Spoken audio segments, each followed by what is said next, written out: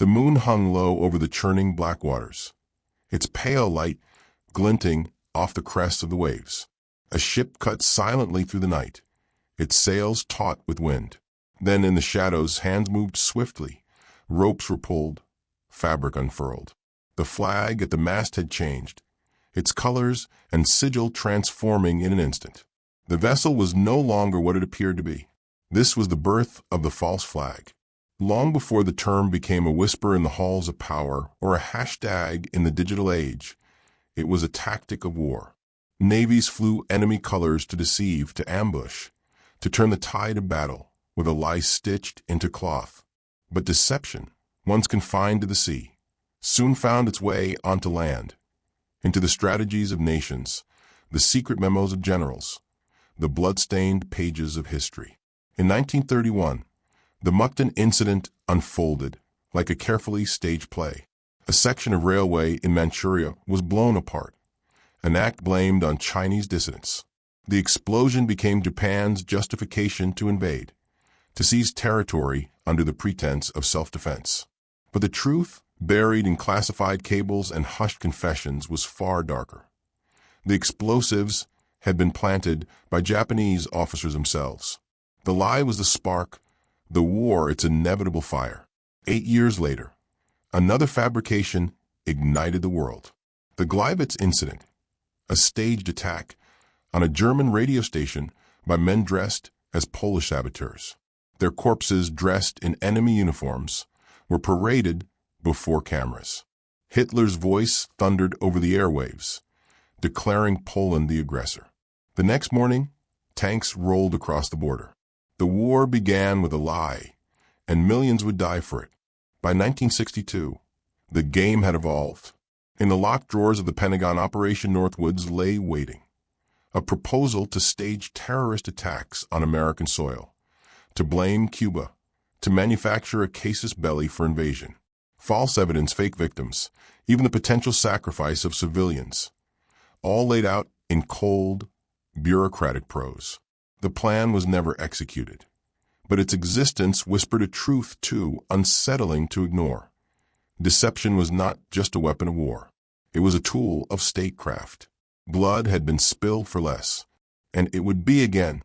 The grainy black and white footage of men in uniform dissolved into static, then flickered into something new.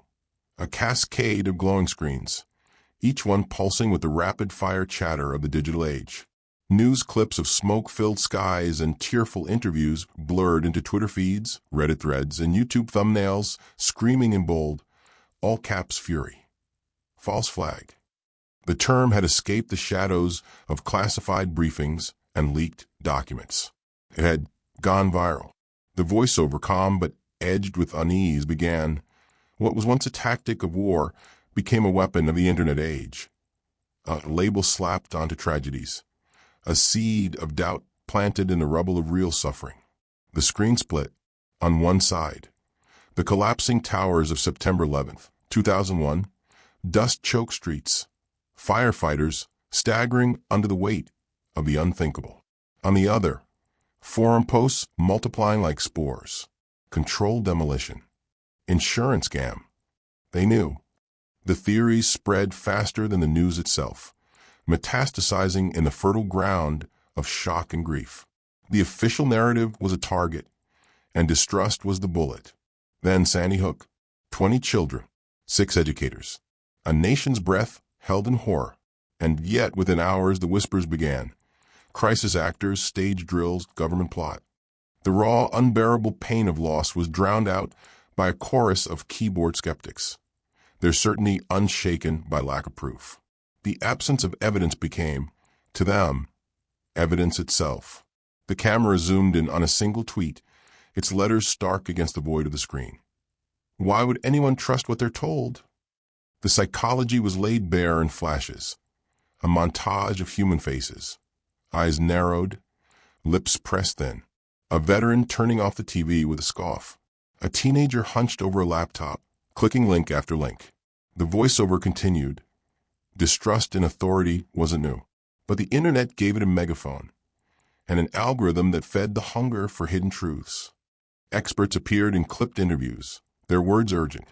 People crave narratives that restore a sense of control. If the world is chaotic, terrifying, random, then believing it's all part of a plan, even a sinister one, can feel like power. The screen faded to a single image. A protest sign held aloft in a crowd, its hand-painted letters bleeding in the rain.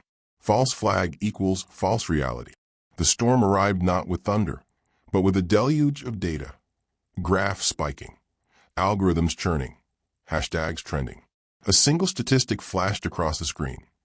1,100% increase in false flag usage across social media platforms in 5 years.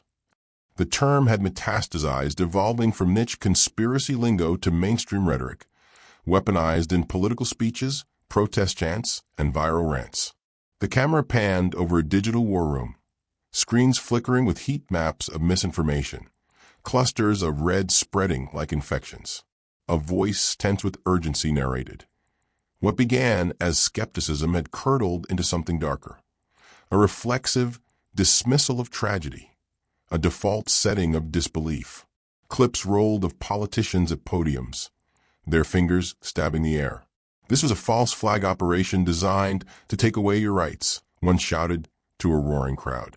Another, more measured but no less insidious.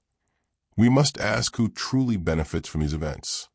The line between healthy skepticism and outright paranoia had blurred beyond recognition. On the protests, a sea of faces, some masked, some contorted with rage, waving signs that read "Stop the false flags" and "Truth over narrative."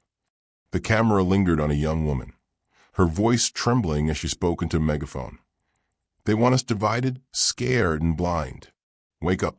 Behind her, someone held up a phone, live streaming to thousands. The cycle fed itself. Outrage breeding clicks, clicks breeding outrage. The scene shifted to a dimly lit basement, where a self-styled investigator hunched over a desk littered with printouts and red string. The patterns are all here, he muttered, circling dates on a sprawling timeline. Too convenient, too perfect.